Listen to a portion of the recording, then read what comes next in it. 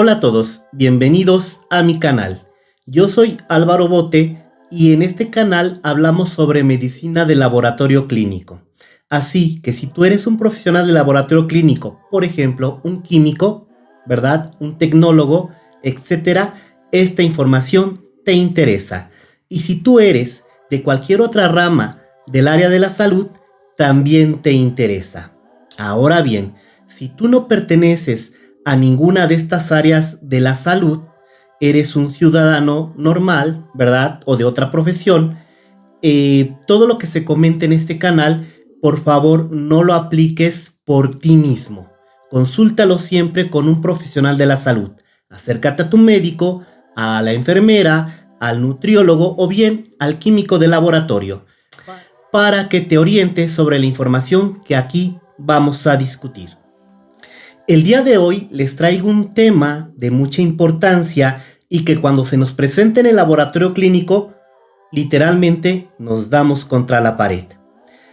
¿Por qué? Porque es un tema poco conocido y además poco comprendido. Hoy vamos a hablar de las interferencias en los inmunoensayos por anticuerpos endógenos.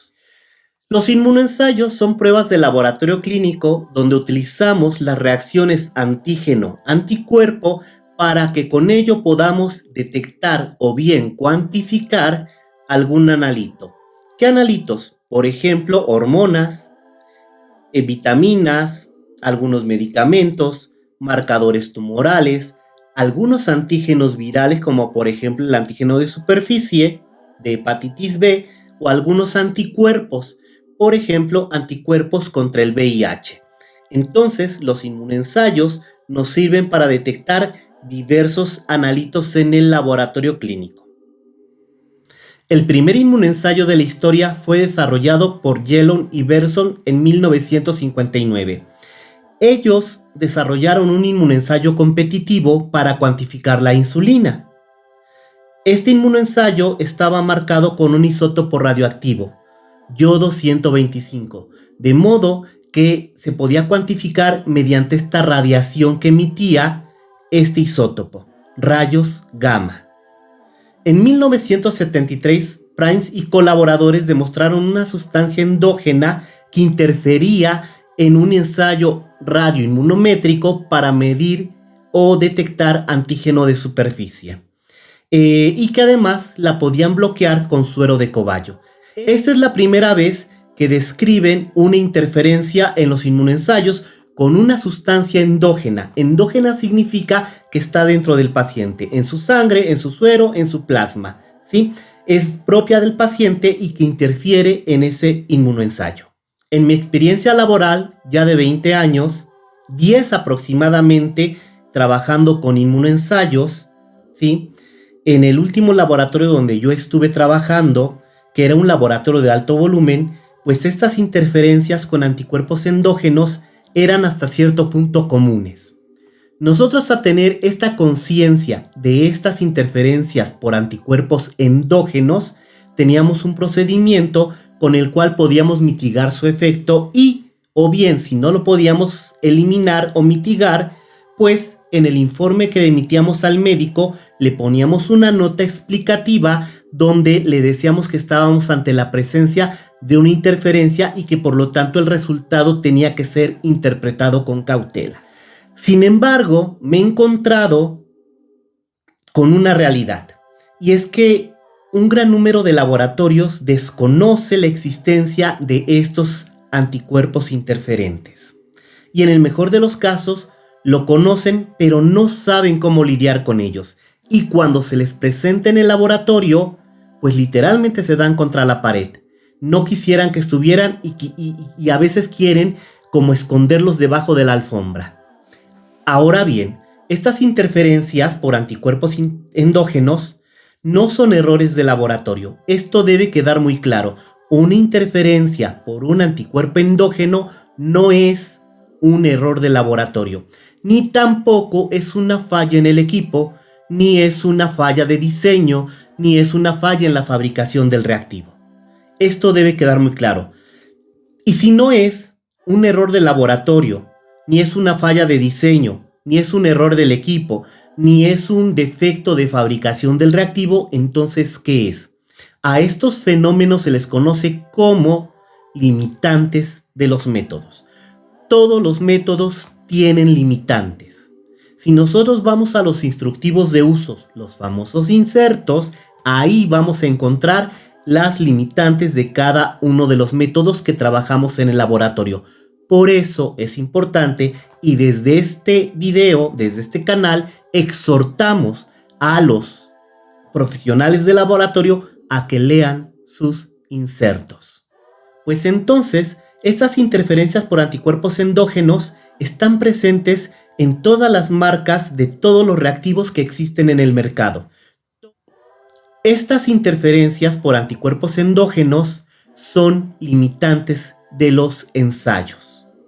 Y todos los métodos, todos los equipos, todas las marcas que utilicen antígenos y anticuerpos para llevar a cabo estas pruebas de laboratorio son susceptibles de sufrir esta interferencia.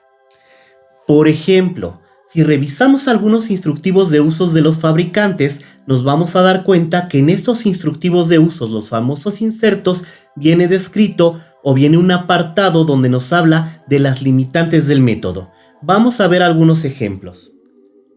En este inserto que les coloco por acá, que es de un Inmulai 2000 para determinar androstenediona, leemos lo siguiente.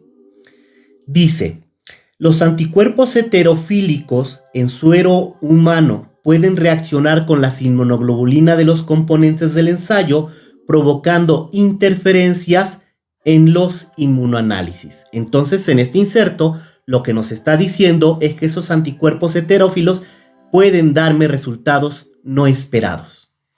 En este otro inserto que les coloco por acá, podemos leer lo siguiente. Este inserto es de una prueba de los equipos Vitros para determinar T3 total y dice lo siguiente: sabemos que los anticuerpos heterófilos, así como los anticuerpos antianimal en el suero o plasma de ciertos individuos, causan interferencia en los inmunoensayos. En este inserto de Beckman-Coulter para determinar T4 total, dice lo siguiente: en los ensayos que utilizan anticuerpos, existe la posibilidad de que produzcan interferencias debido a la presencia de anticuerpos heterófilos en la muestra del paciente. En este inserto de Abbott, de un Architect, para determinar TSH, dice lo siguiente: muestras de pacientes que hayan recibido preparados a base de anticuerpos monoclonales de ratón con fines diagnósticos o terapéuticos pueden contener anticuerpos humanos antirratón. Estas muestras pueden dar valores falsamente elevados o disminuidos. Y más adelante dice: los anticuerpos heterófilos presentes en el suero humano pueden reaccionar con las inmunoglobulinas del reactivo e interferir en los inmunoanálisis. Como nos podemos dar cuenta, en todos estos insertos que son de diferentes marcas, revisamos de Siemens, revisamos de Beckman, revisamos de Quaid-Delorto, revisamos de Abbott, en todos ellos nos habla de las interferencias por anticuerpos interferentes, anticuerpos heterófilos o anticuerpos antianimal, ¿sí? Y si leemos un poquito más a fondo en estos insertos, incluso en algunos de ellos describe los autoanticuerpos. Entonces, como nos damos cuenta, no es que el día que nos ocurrió un resultado inesperado y que vimos que no era congruente con la clínica del médico, descubrimos el hilo negro. No. Esto de los anticuerpos interferentes endógenos está descrito prácticamente en todos los insertos que están desarrollados con anticuerpos y antígenos. Entonces, esa es una realidad, y es una realidad que está ahí y no va a desaparecer nada más porque no nos agrade tener estas interferencias en nuestro laboratorio. Y realmente yo me he encontrado con muchos casos donde el químico, la química, los químicos piensan que este resultado no esperado se debe a que el equipo está mal, a que el reactivo está mal, a que hay un defecto en la fabricación del reactivo o un defecto en su diseño, y no es así. Estas interferencias van a seguir presentándose. Algunos fabricantes adicionan algunos reactivos, algunos sueros que pueden neutralizar estos anticuerpos. Sin embargo, que estos reactivos más modernos tengan estos sueros que puedan neutralizar estos anticuerpos no garantiza de ninguna manera que lo vamos a eliminar. ¿Por qué? Porque va a depender de la dosis de anticuerpos que haya en esa muestra del paciente. Si bien podemos reducir su efecto, pero muchas veces no lo vamos a lograr eliminar.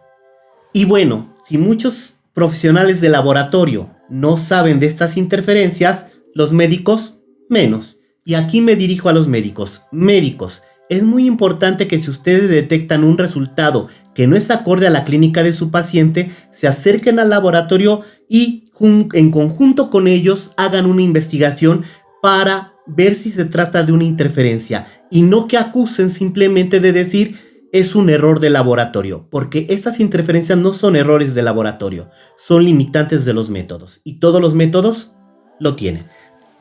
Aquí voy a dar una experiencia personal. Hace algunos años tomé un diplomado en endocrinología y precisamente el ponente, que era un endocrinólogo, mostraba muchos resultados de perfil tiroideo.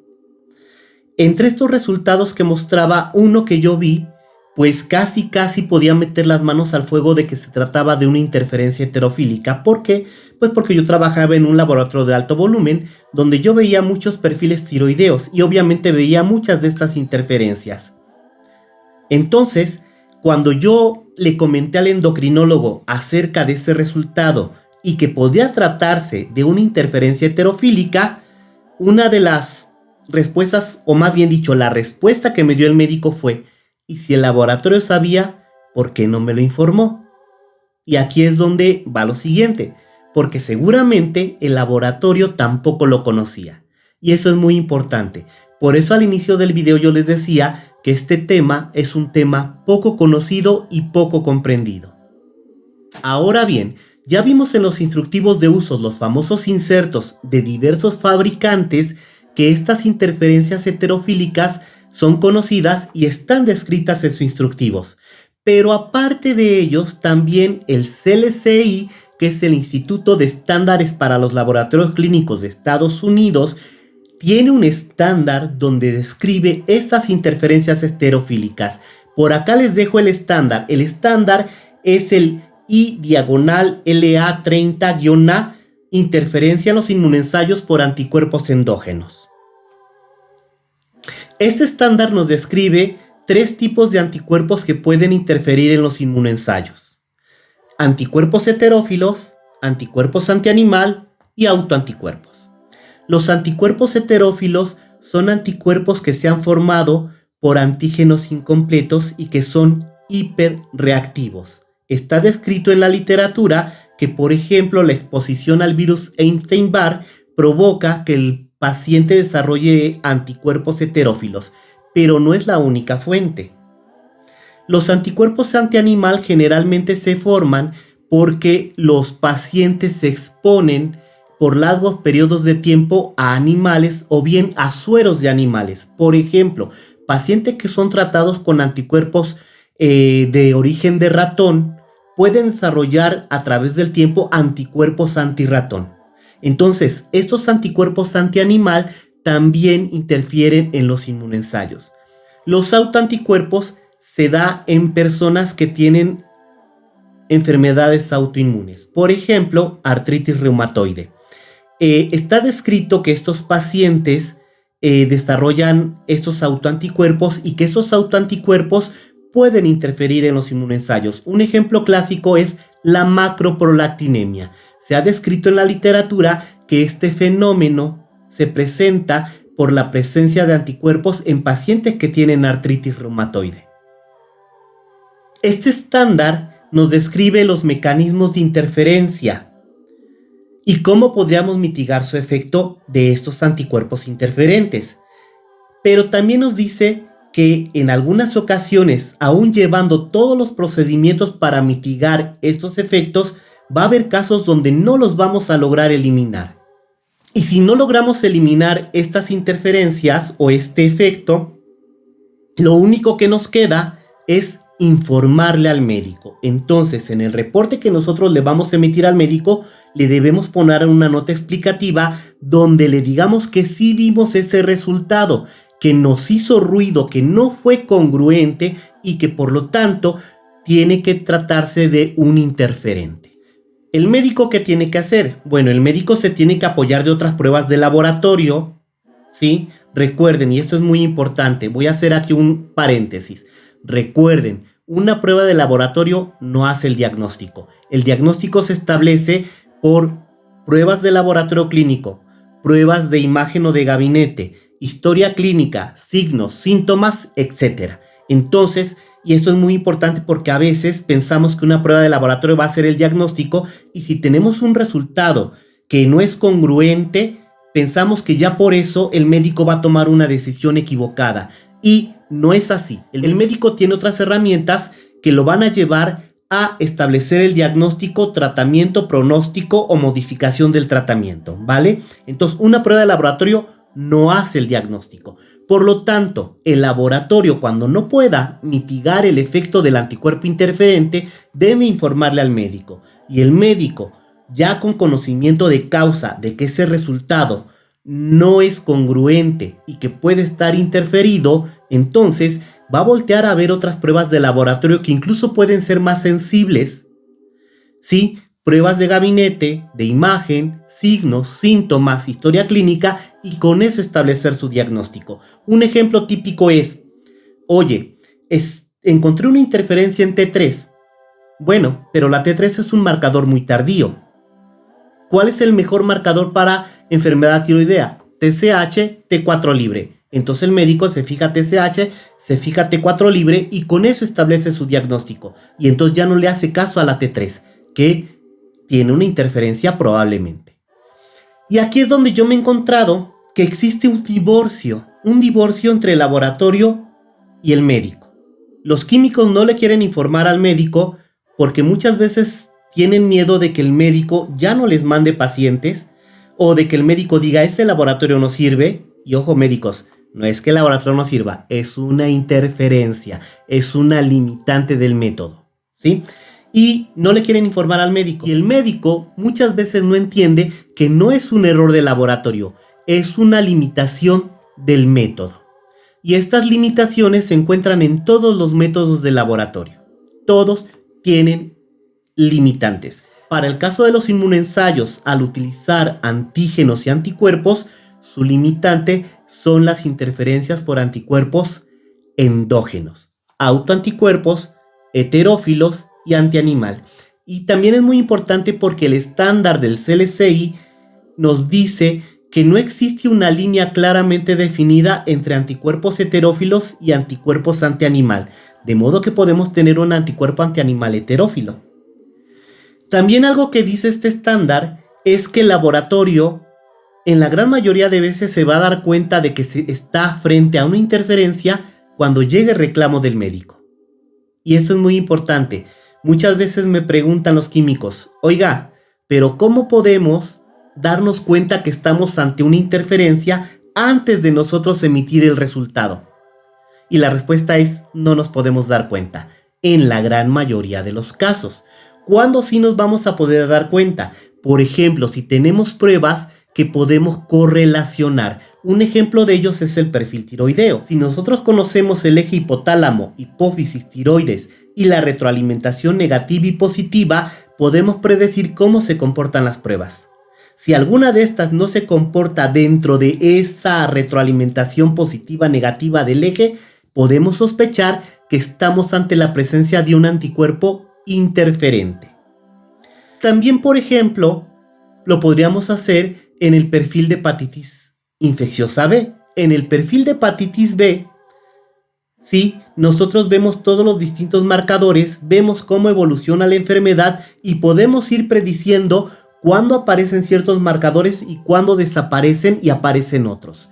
Y entonces, con esta correlación, podríamos ver si alguno no cuadra con la evolución de la enfermedad y ahí podríamos sospechar de que estamos ante la presencia de un anticuerpo interferente. Pero en la gran mayoría de los casos no nos vamos a dar cuenta. Porque ¿qué pasa con esas pruebas que no podemos correlacionar con otras pruebas? No nos vamos a dar cuenta. Y si nos da un resultado bajo o elevado, pues nosotros vamos a decir, por algo el médico la está indicando, y vamos a reportar ese resultado. Y obviamente si reportamos ese resultado y no le cuadra al médico, nos va a llegar la queja del médico. Y ahí es donde tenemos que disparar la investigación. Y entonces, ¿qué hacemos cuando en nuestro método tenemos estas interferencias por anticuerpos endógenos? ¿Cambiamos de método? Pues no sería la respuesta. ¿Por qué? Porque el método que venga también va a tener interferencias por anticuerpos interferentes endógenos. Entonces, ojo con esto. No satanicemos a los métodos, porque todos los métodos tienen estas interferencias. Todos los métodos que hacen inmunoensayos tienen interferencias por estos anticuerpos heterófilos, antianimal o autoanticuerpos. ¿Sí? Entonces la respuesta no es cambiar de equipo, o cambiar de método, o cambiar de marca de reactivo.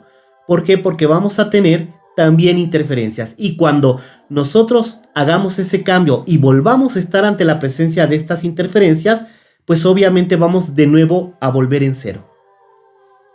Muy bien, el fin de este video es que los profesionales del laboratorio y del área de la salud tengan pleno conocimiento de que en los inmunoensayos hay interferencias por anticuerpos endógenos presentes en la muestra del paciente y que no los podemos evitar, que algunas veces los podemos mitigar y algunas otras veces no los vamos a poder mitigar. Y cuando no los podemos mitigar, nuestra solución será informarle al médico que estamos ante la presencia de un anticuerpo interferente y que por lo tanto el resultado debe ser interpretado con cautela. Este video no pretende de ninguna manera ser un tratado sobre interferencias por anticuerpos endógenos. Si ustedes quieren saber más sobre estas interferencias de anticuerpos, su servidor ha dado varios cursos en varias plataformas sobre interferencias en inmunoensayos. Entonces busquen en estas plataformas estos cursos, tómenlos para conocer un poquito más o versarse un poquito más en este tema. No me queda más que agradecerte que te hayas pasado por este video. Si te agradó la información y te fue de utilidad, regálame un like, suscríbete a este canal, activa la campana de notificaciones para que sigamos creciendo y traigamos más videos sobre temas de laboratorio clínico. Saludos y abrazos. Hasta luego.